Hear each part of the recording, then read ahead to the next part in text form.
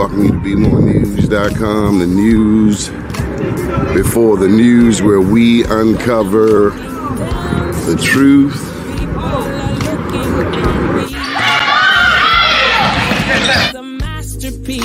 And absent, we need God. Because only God can bring us out of this mess.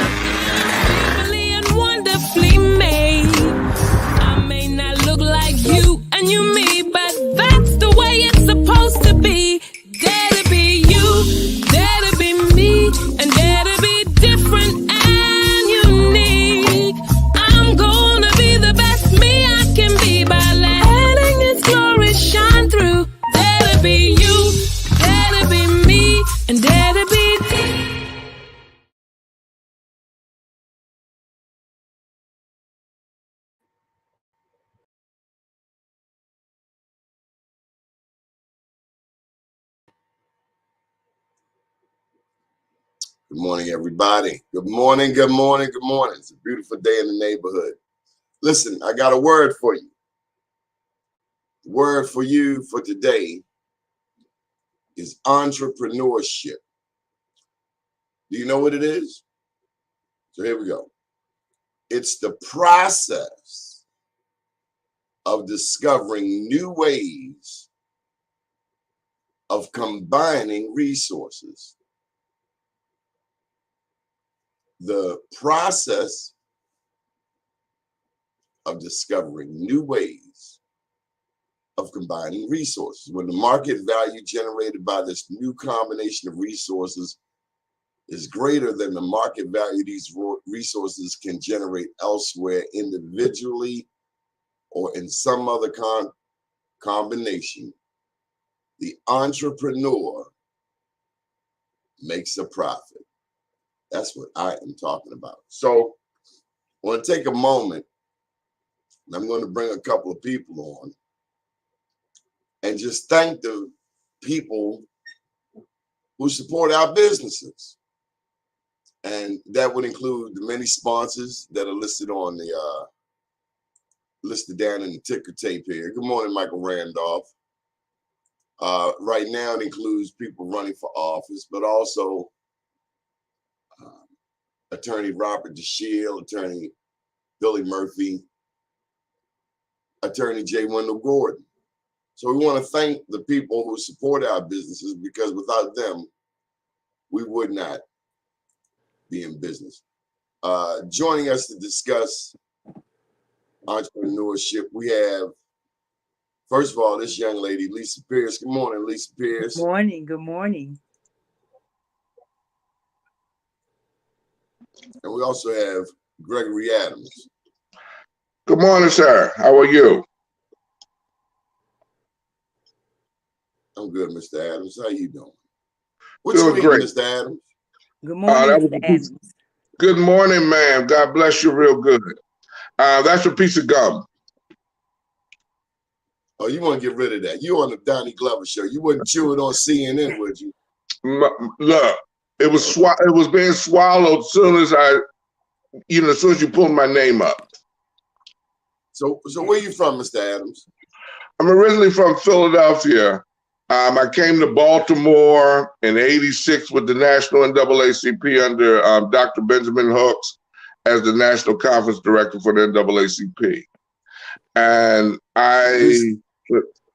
excuse me? I was just asking where you from. Where you from, Lisa Pierce? Born and y'all and gonna have to raised keep these cameras still. I'm going dizzy. Oh my God. Lisa, what are you doing? Keep your camera low. Where you from, Lisa? Born and raised in Baltimore. Okay. And Lisa, what's your business? So I'm the executive director of Celebrate Us Workforce Training and Second Life Academy. Okay. Mr. Adams, what's your business? I'm real estate and photography. Well, that's an interesting combination. Yeah. Let me go back to this definition. The process of discovering new ways of combining resources. Well, how in the world you combine photography and real estate? Very easily. Mm-hmm. Was doing the real estate, spent 28 years. And I started doing photography with your friend and mine, Mike Graham, with Heart and Soul magazine. And someone said, Greg, why don't you start taking photos of the houses that people are putting on the market? And I have since done that. And I'm the official photographer for the Greater Baltimore Board of Realtors. So it works very well. Lisa, have you found unique ways of presenting your resources? Sure. So real estate and photography, I'm sure Mr. Adams can agree, is a very saturated market. So you have to find a way to stand out. And so that's really what entrepreneurship is. If you want to become profitable, you have to be creative and you have to find a way to stand out. And so I've been effective in doing that, especially being a very, very small fish in a big bowl. You know, I'm really, you know, and it requires a true study of your craft.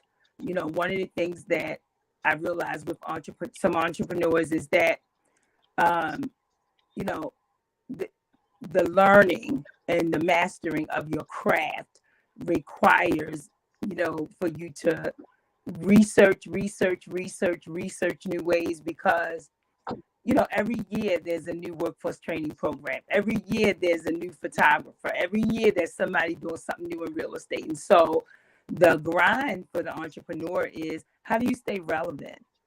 You know, how do you how does your phone continue to ring?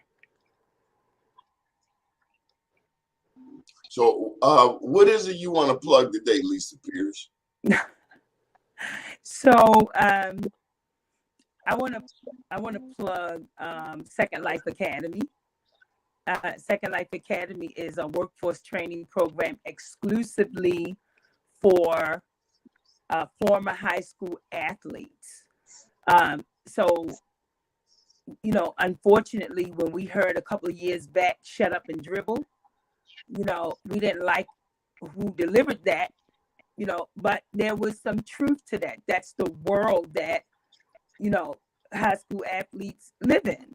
So because people want them to shut up and dribble all the way out the door, there's no one acclimates them to the workforce. No one says, hey, son, you know, you are a great point guard, but here are all your transferable skills that you can be an MVP at the workplace. And so the inspiration for this came from a student that joined my training program, and he was shot 7 times. He was a star running back, you know, and he was, you know, thankfully he lived, but he was really pushing for an entry-level food service job. And I said, you know, why are you pushing so hard for this, you know, this low wage job? Like, you have so many transferable skills, but no one pulled him out of line, you know, out of the gym and said, you know, here's how you do a resume. Here's how you present yourself. And so, you know, this may be controversial for me to say, but the successful high school athletes are becoming the next neighborhood drug dealers because they have the assets. They have a following already. They have a skill, you know, and they have They just ain't got no damn common sense. Well, nobody, once again, you know, they have to gravitate. Some of them don't want to listen. Hey, Lisa, some of them are caught up, and everybody around them is caught up in the attention that they're getting because they're a basketball star, not realizing that that's a very, very short plan. So, Lisa, you offer workforce training, and you specialize, if I may say, in helping those basketball players that got in trouble, went to prison, and they come back home and trying to get it right, called Second Chance. Yep. Yep. Or anybody else has been locked up. You specialize in helping the returning citizen. So in any industry, when you're an entrepreneur, you can't be afraid of the hard stuff, right? You know, you have to have the confidence of what you're doing, and that you and belief in yourself that you're doing something right and something good for people. But you also can't be afraid of the hard stuff, you know. So my most successful program is my federal and state reentry program, you know, because what my strength is and the way I stand out is I have a conversation with them in terms of helping them to see that their past was not even a chapter in a book. It was a couple of pages, that there's still more to write about their story. And so, you know, often reentry students or displaced workers are just bogged down by what they didn't do, what they don't have. And so my approach to workforce training is, oh, no. You know, I saw your numbers and I talked to your coach. You was never late for practice. That's a skill. You know, let me shift over to Greg Adams for a second, Lisa. Sure. Greg, in your business, and you being from Philadelphia, I guess you know your share of people who've been behind the walls. Yes, sir. In fact, I'm loving Lisa right now. I'm gonna connect with her off because in my own personal ministry, I've taught in 9 prisons and our Daily Bread and Code Blue. I used to be the workforce development person at our Daily Bread. But it was because of my entrepreneurship, Donnie, that I was able to take the time. I had the time. I didn't have to ring somebody else's bell. And I could devote walking into our Daily Bread from 9 to 12:30, 5 days a week, to do workforce development on the first floor. So I know Ms. Pierce knows what I'm talking about. I'm sure you probably do too. But from the behind the walls is real. You know, I've done 9 of them. Everything from Baltimore pre-release to Jessup to Brockbridge to Patuxent, even to the new juvenile center down there. And I've had a program now called What Do I Do After I Leave Here? So as Ms. Pierce was saying, you just have to have the confidence. And you know what Ms. Pierce was saying that she didn't say, but she was saying, is that she has a relationship with the Most High that allows her heart to open up for other people. And that's what it's all about. And that's how I've been managed to be in real estate 28 years, helping hundreds of families fulfilling their dream of home ownership, allowing them to see that they have greater, just because grandmama rented and mama rented and none of your cousins own anything doesn't mean you can't step up and step out and be great. So is home ownership something that you two have shared with your students before? Absolutely. What I taught them is how to own a home without perfect credit, where I was showing them how I had bought homes, 2 of which got eminent domain, with John Hopkins took them. But anyway, owner financing, so they didn't need perfect credit. Unfortunately, the market or the community that Ms. Pierce serves and I serve and have served, credit has not been taught to us. So I would show them how to go to a Miss Pierce who owns that house free and clear. It was her grandmother's house. And she doesn't really want it anymore anyway. So I come up and I said, well, look, I don't have the credit, but I've got 10% down and I'll pay you like it's rent, but I'll actually put it in my name and downtown it will change. and I will actually be buying it. That's called owner financing, as opposed to me going to Donnie Glover, who's with Bank of America, and securing a traditional loan. So can I speak to So, what Mr. Adams was saying? So Mr. Adams, Yes, ma'am. thank you so much for speaking on creative financing, Yeah. right? And so one of the things that I teach my students is that you don't have to achieve things by looking like everybody else, right? Correct. And so one of the biggest attributes in my program is inclusion, right?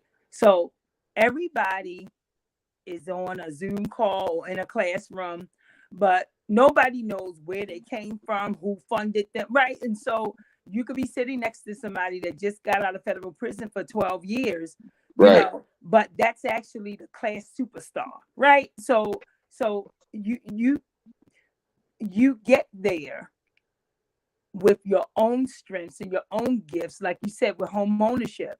If you're Right. looking at my house on the outside, you don't know what my financing landscape is. Right. And so one of the arduous tasks that I have is trying to get students to see that you don't have to look like everybody else.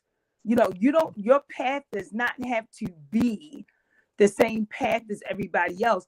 And so the only reason, so for example, we do creative funding for education. I get a lot of students that defaulted on student loans and they can't get financial aid, but they still have this dream to be a nurse, right?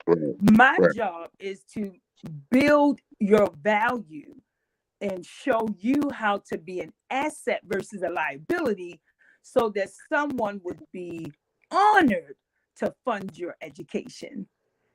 And so thank you so much, Mr. Adams, for mentioning how, we as, African Americans, we're so gifted with creativity. Right.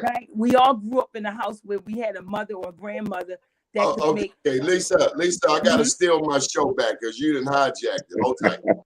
So here in the city of Baltimore, we got a violence problem.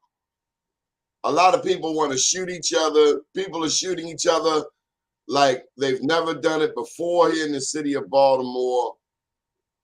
Nobody seems to understand what to do.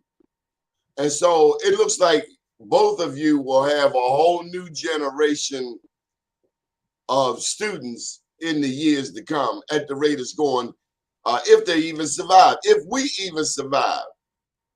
Then what do you say to these young men that want to ride dirt bikes wherever they want?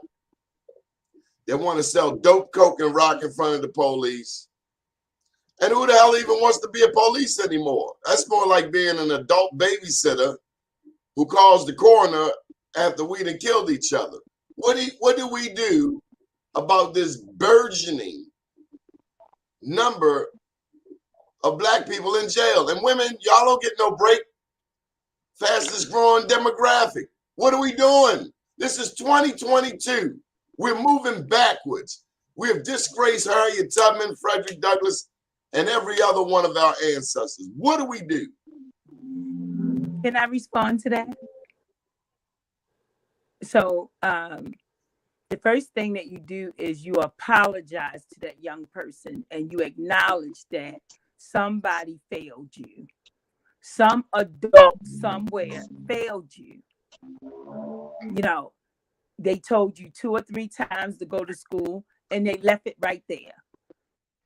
And so, one of the things that is not spoken enough about is the accountability and the responsibility of who was surrounded by that young person when they were 6, when they were 7, when they were 9, when they were 11, and so the first thing I do to students that I come into contact with is that I apologize for a person not encouraging you, for not, telling you that you have gifts.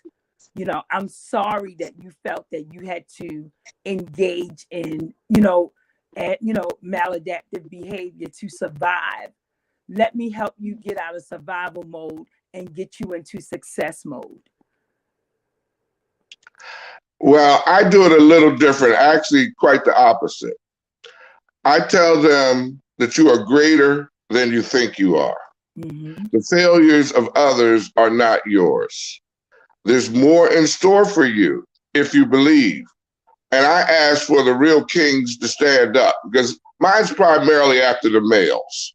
Mm-hmm. When I've gone into prisons and the shelters and McVets and Code Blue and 9/11 and all these other Maryland New Directions, I focus primarily on the males because, unfortunately, it's a disproportionate amount of services for men versus women. Women have more services. And recognizing that the father's voice is the most powerful voice in the house, the one that directs the little girl to make sure that man opens that door and that man pulls out that seat and that young man sees a man working and providing and not beating his wife, and bringing on a home and raising a family and being a protector. I tell them, will you stand for something, or you've obviously fallen for anything? But those days are over. I'm here now. I am set to help you. I'm not here forever, but I'm here for a while. You know, one of the things that was so crucial, I remember it was Jessup.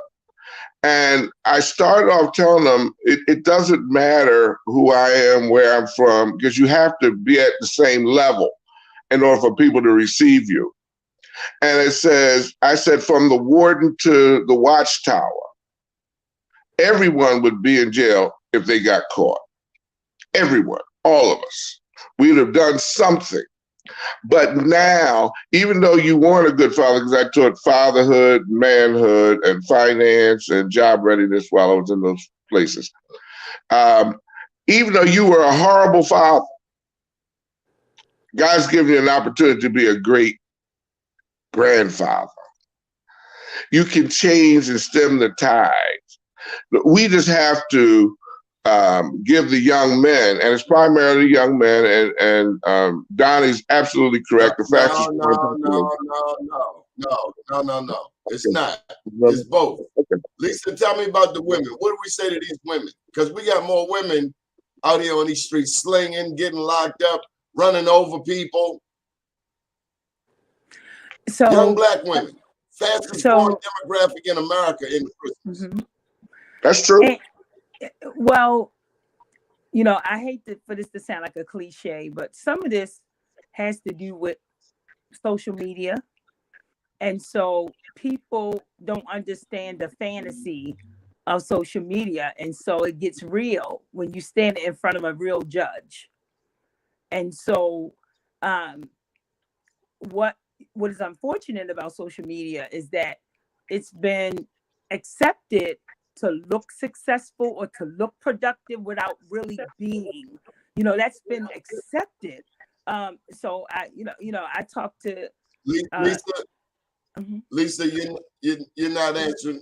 You're not answering the question. What do we say to these young women to okay? So get what we their say attention to them before they find themselves? And let me just throw a little something else in there, Lisa. Lisa, right now, the former mayor of Baltimore, who is partially responsible for this quagmire we are in, this woman comes home and is celebrated. What in the hell are we telling these young people? Are we telling them that bad behavior is rewarded? Well, the messaging, I agree, is something that's very mission critical about what message are you sending. But you also have to look at accountability, right? And so we all have the heart to forgive people, you know, for their, you know, transgressions. But when you I'm talking about the radio station that gave this lady a voice, Lisa, Is that being well, accountable? well, Gregory well, Adams, help well, me out. Help me out, Gregory. I happen to agree with Donnie, because what it says You guys is just that sat here and told me. what it says is that you can do a crime, do the time, and then get a paycheck on the other end, and that's unrealistic in our community because you're normally, for lack of a better word, blackballed in your employment, in your voting, in your home ownership, in your family, certainly in the community. But yeah.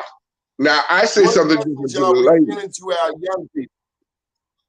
The young ladies have to realize. What message are we sending our young people? Oh, well, I mean, I think it's clear. It is the continuation of the slave mentality. It's continued. You know. So Donnie, what you gonna tell them kids over baby bookings? When you go to prison, you come home and get a show. I mean, I'm just wondering how that's going to work out. And who's going to hold the radio station accountable? Who's going to hold the radio station accountable? Nobody. So can I put this in a little bit? So we ain't learned a damn thing in 200 years. Or 400 actually, but anyway. Yeah. So when we had the last election in 2020, the ratings for, some of the networks dropped dramatically, and because one of the things that happened in the past 4 years is this shock value, right? And so you also have to look at the culpability of the media, right? So I'm not saying that anyone that comes home from prison don't have the right to earn a living. Of course they do. But you also have to understand the predatory nature of, the media, So, like I said, I'm not saying that you don't have the right to earn a living once you, come from a wilderness of sorts. But you also got to be mindful that, elements of the media can be predatory. They want that shock value. They want those ratings. And so people talk about Fox. All I'm saying is people talk about Fox all the time. Fox this, Fox that. I'm looking at this so-called black radio who is undermining the black community just as much. When you have fictitious characters who have betrayed the people, I think there ought to be a different conversation. The conversation ought to be, why are you talking? Why aren't you sitting down and shutting up and paying some dues over there, B. Gaddy, at the Fish Bowl, maybe at an after-school program, maybe a book program. This city is real. This city is a real trip. I don't know what our values are. I thought it was go to work hard, save your money. But I see the values in the city, like the 13-year-old girl that got shot in Sandtown in front of people. We've lost our values. And you're right. We've gone back 400 years. We don't even have a brand new recreation center in the city of Baltimore. But we got, new coffee spots in white communities. We got bike lanes in the black community, but we ain't got no young people not going to jail. I think I'm about done with Baltimore. Baltimore showed me who it is, and it's real funky and two-faced. You can't give up. No, you can't give up. You just 5 minutes away from miracle. The hell I can't. Look, I ain't the one thing. You go ahead. Look, the one thing is you shouldn't be surprised by that radio station. That radio station was the same station that had another person, may not have been the same thing, but if you're looking at cause and effect, the thing is that we'll never save them all, unfortunately.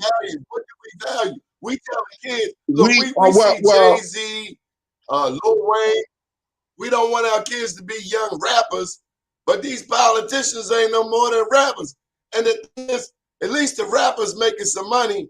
Well, other than Pew, because she did get 800,000, but you got a delegate went down for 15,000 and another one for 35,000. This ain't even money, pimp. What in the hell are we teaching the children?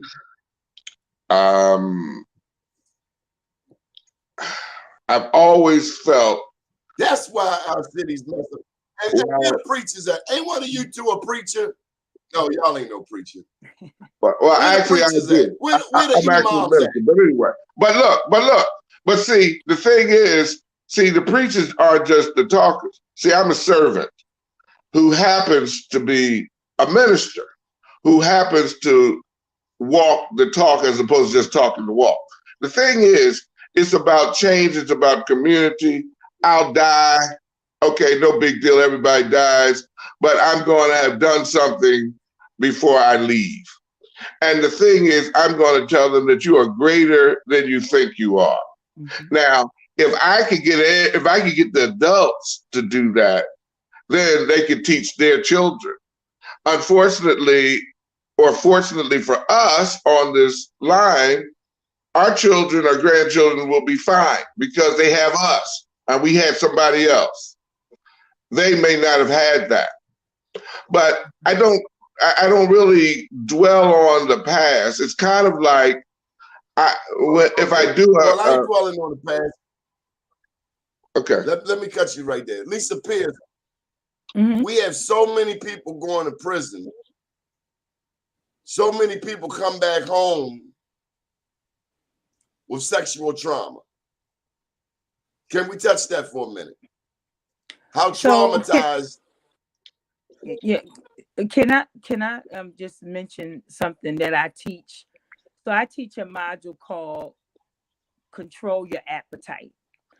And so one of the things that get us in trouble is as soon as a baby is born, the first thing you see on the baby's feet are some Jordans. So if that's the start that the baby is getting, what parents unknowingly do is they're building an unsustainable appetite. So the baby Jordans become, the middle school. And then, so when the parent finally gets some insight that, oh, I'm not paying $200 for sneakers. Well, you've already built an insatiable appetite in this child that now, at 13 or 14, you want the child to go to school with some Ninja Turtle sneakers with the lights on them. No, that's not going to work because you built this unsustainable appetite. We manage everything. They tell us to manage our weight, manage our, salt intake, manage our money, manage our time. But no one tells us to manage our appetite. And it's interesting because one of the things that helped me get out of my wilderness is that I learned how to live very small. I'm a newlywed, and one of the things that my husband really, admire about me, he said that you really don't have a lot of overhead.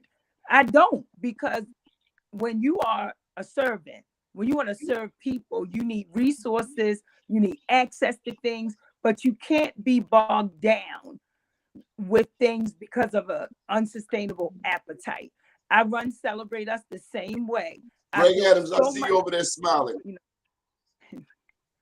I'm always smiling because I'm always smiling because when I hear stuff I like, I smile. If I hear stuff that I don't agree with, I still smile because I've learned something that I can learn something even if I disagree with it at that given point. I see. To me, Richard, we ain't got all day. Get to the point. Look, my point is, I feel spirit. See, the spirit of what my sister is speaking is so powerful that I don't have to agree with each of her words. I just agree with her spirit. And, you know, in going back to the original point, what do we tell our children, our grandchildren? Because I always told them the life you save may be your grandsons or your granddaughters. The fact that, you know, we need to be able to, which is the most ridiculous thing, that we don't have police in the school system with guns. That's crazy, because we let the young kids come in with guns. When I was in junior high school in Philadelphia, we had a cop in the school. You never thought anything different. In fact, you felt safer knowing that there was a Philadelphia boot cop in your junior high school with a gun, okay? And somebody was out front. We felt safer, all right? So, I mean, we had an elementary school teacher named Mr. Cameron Williams for the 5th and 6th grade, and he ain't need no gun. And the parents were in sync with the teachers. And so any dude that got out of line, Mr. Williams would G-check him. And he saved lives. But right. See, we forget that we have raised their children, and Cool. now they are trying to tell us how to raise our children. I'm going to say that again for the sake of history. We forget that our grandmothers and great-grandmothers and great-great-grandmothers in Virginia, South Carolina, North Carolina, Georgia, put their breasts in their children's mouths, fed their children, nurtured their children, taught their children how to count, how to speak. But now, these brainiacs are now trying to tell mama and daddy, truth be told, you know, what the deal is. And that's the problem. The kids trying to tell the parents what the deal is, and they done forgot what my daddy said and your daddy said. He said, I brought you into this world. I'll take you out of it, right? Take you out. Yeah. Unfortunately, our parents, our elders are not the elders that these young folks see. For generations, we have been deteriorating. We have an increase in murders, but a decrease in home ownership. We have an increase in crime, but a decrease in graduation. We are playing better for the slave master than the slave master's ever done us. He's never lynched us as much as we are killing each other. 300 in Baltimore, 700 in New York, 500 in Philly, 1,200 in Dallas, LA, you name it. And we are doing their bidding. They don't have to do anything else. We trip because a cop kills a black person, but we don't say nothing that a young man kills her grandmother and the grandkids, and we don't even have a vigil. Our priorities are misplaced. This universe and this earth is shortly coming to an end. It spoke of how the men will look like the women and the women will look like the men, and some will dance in a hypnotic trance. Look at our kids dancing in a hypnotic trance. Greg, you can't say that on this show. You can't say that people have taken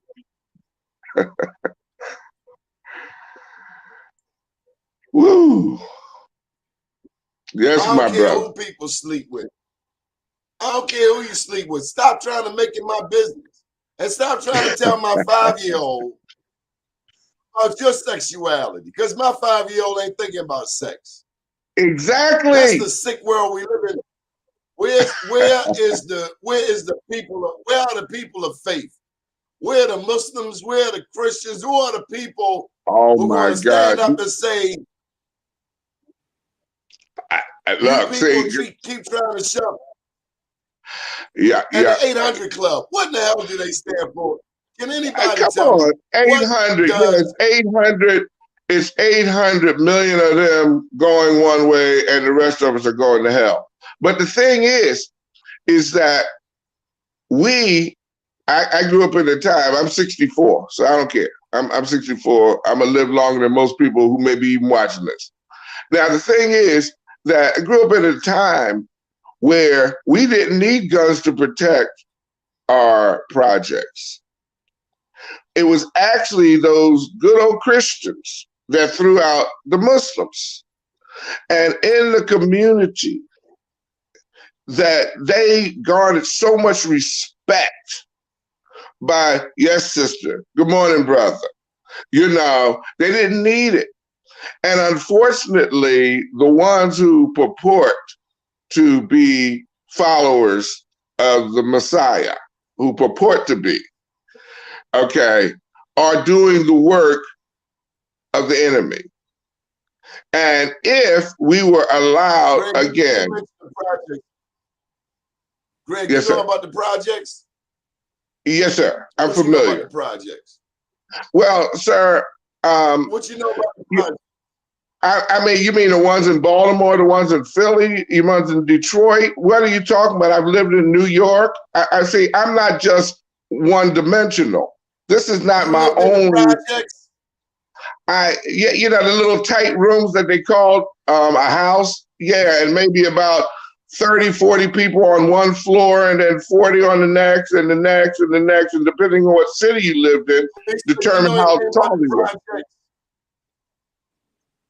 Lisa, Excuse you know anything me? about the projects? Because he dancing around. Yeah, I was born and raised in Lexington Terrace projects, and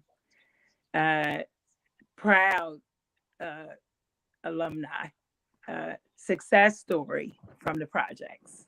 So I had a meeting. Well, I mean to tell you, I did not grow up in the projects, but I done been in some projects that look like condominiums, and I done been in some homes in Ashburton that look like what people think the projects look like. Mm-hmm. It don't matter where you live, it's how you live. I done seen people move from West Baltimore to Northwest Baltimore County, and instead of wanting to cut the grass, they want to pour concrete over the lawn. Black and white. I live in Sandtown. And while Donald Trump is talking about white supremacy, I'm seeing addicts in my alley that are not black. I'm seeing descendants of those with a 400-year head start in my community asking me for change. What in the hell is going on? Well, can I speak to? I got time. Can I speak to?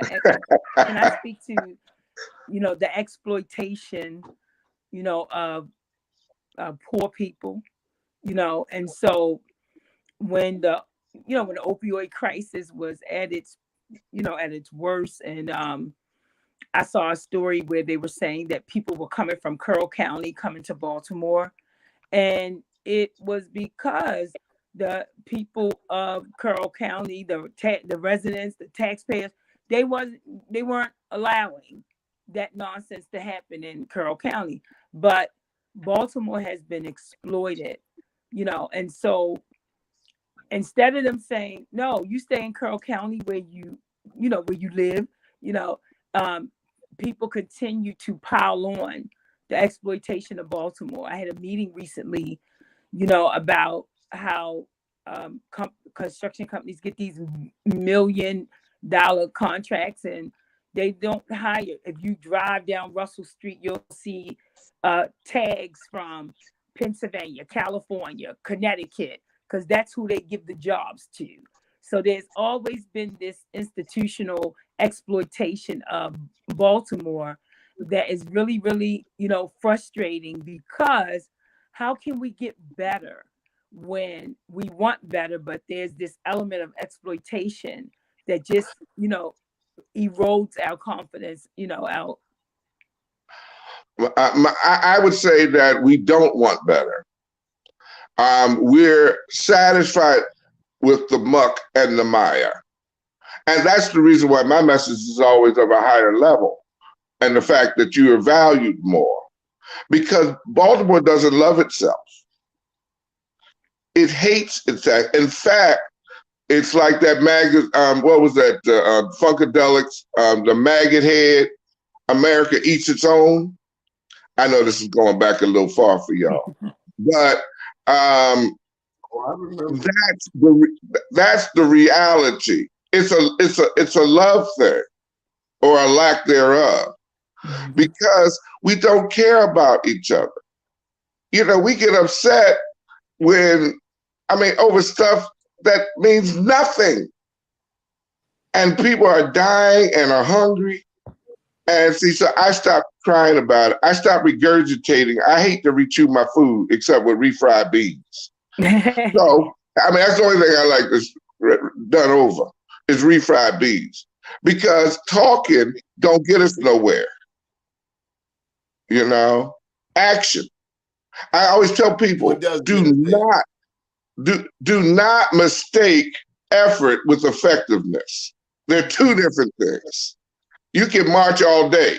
In fact, our marches ain't even marches no more. Our marches are standing there. I grew up at a time of civil rights. I've been to all 3 million man marches. Excuse me? Let's get to some solutions. Okay. Let's get to some solutions. Lisa Pierce. Got it. All right, Lisa first. Lisa Pierce, come on. So one approach is to capture children at a certain level in terms of implementing morals and values and a foundation, because once that seed is not watered, once it's not nurtured, there's no conscience. And so that is easy for someone to kill when they don't have a conscience. One of the things that is a signature with my workforce training program is that every Friday, the students have to give back to the community. They have to do something to contribute. And the reason, that's a big part of the landscape is because you have to capture a person's empathy and compassion. Because I agree with Greg that it's a love thing. Lisa, I thought you were going to plug your company. No, it's not necessary for me to plug your company. Celebrate Us. My goodness, I've been so blessed by God.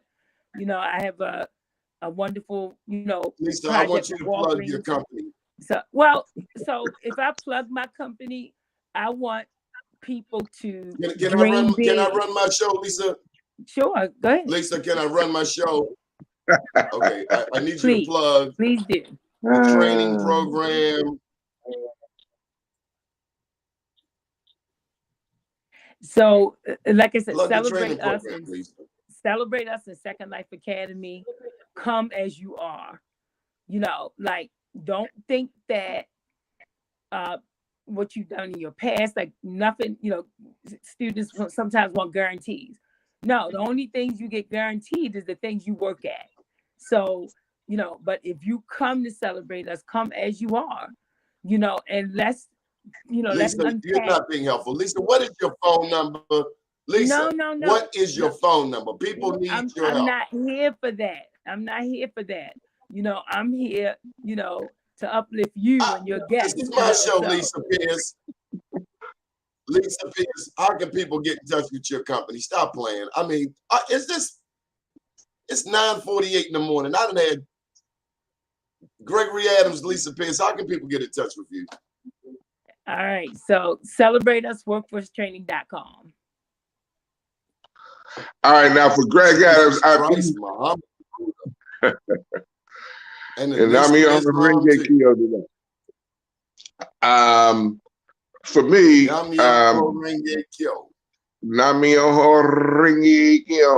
Yahushua HaMashiach, Baruch Hashem. But anyway, Greg Adams. I was trying to see if that candle was going to catch on fire back there. What you got burning? No, it's going to burn my head. And look, when I came on the phone, I was trying to get the computer up. And then I put the computer up, but it was looking at me through the phone. And so I said, oh, well, I normally do the computer desktop, but I know that's not important. 410-963-2600.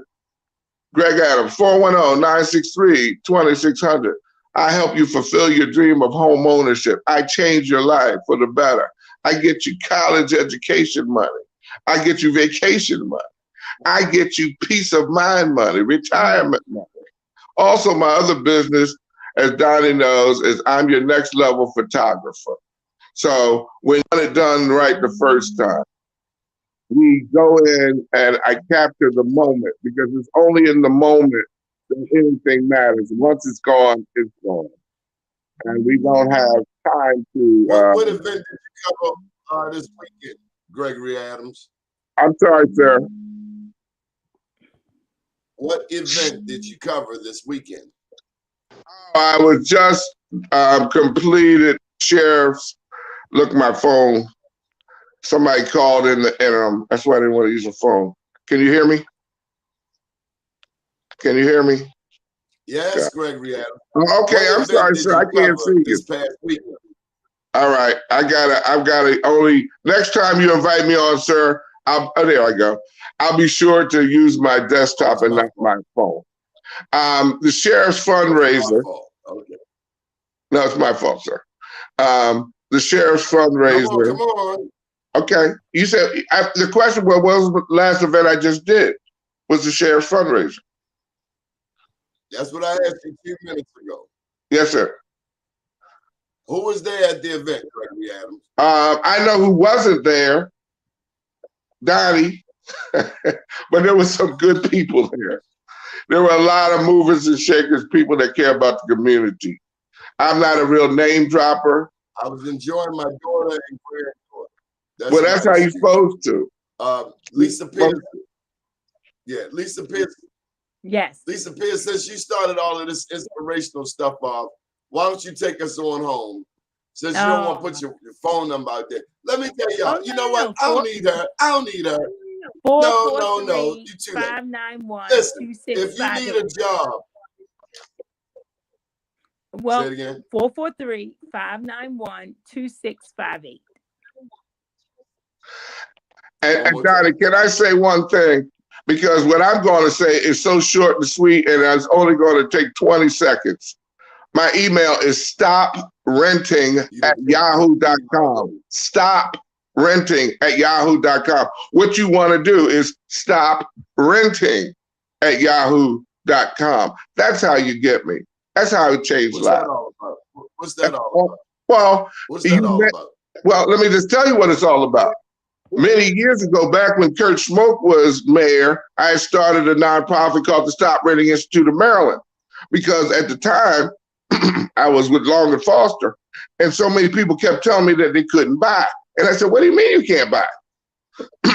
And so ultimately, the Spirit led me. After the Million Man March, I came back and I started the Stop Renting Institute of Maryland, right on 25th Street between Guilford and Guilford and Calvert. And that was. How many homeowners came out of that? Excuse me? How many homeowners came out of that? Hundreds. Hundreds came out of it. Hundreds. See, you know, the thing is, Donnie, I'm sorry. Excuse me? For what you pay to rent, you can own. That's your point, right? For what you pay in rent, you Oh, no, that's own, another story. correct? No, for what you pay in rent, you can buy more than what you think. You pay more in rent than you do in purchase. You sitting around here paying $1,500. I don't like rent either. That's why my even stop renting. Renting is, that's why it's called stop renting. Stop renting at yahoo.com. They do, but they're paying $1,200. They're paying $1,200 for that one-bedroom apartment. Don't realize that that $1,200 could buy them a $180,000 house that they could actually walk around.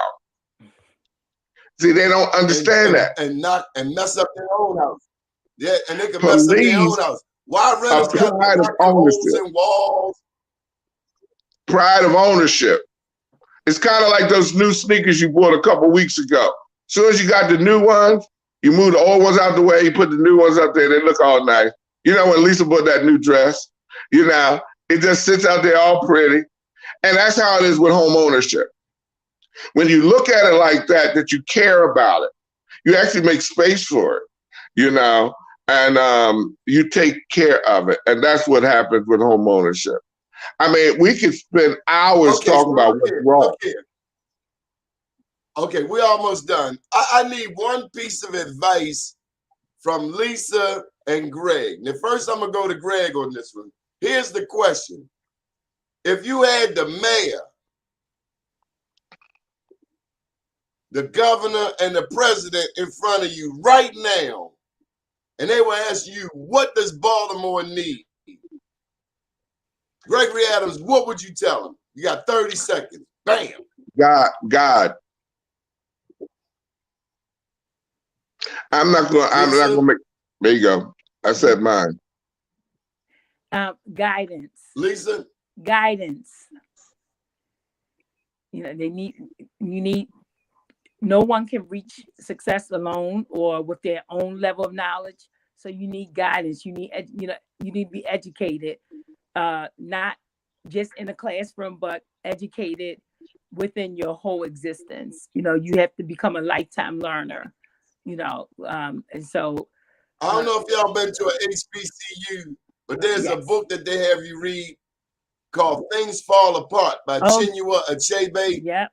And as I posed the question, the answer that came to me is I would take the president, the governor, and the mayor, and I'd take them out to the backyard, strip them down naked. Actually, I'd take them to Africa, strip them down butt naked, and drop them in the jungle for 3 weeks to let them get acclimated, reacclimated to the land. My name's Donnie Glover, and we're out of here. Have a beautiful day, everybody. Try to love somebody.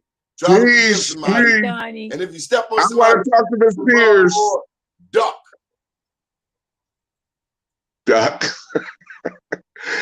All the time. Come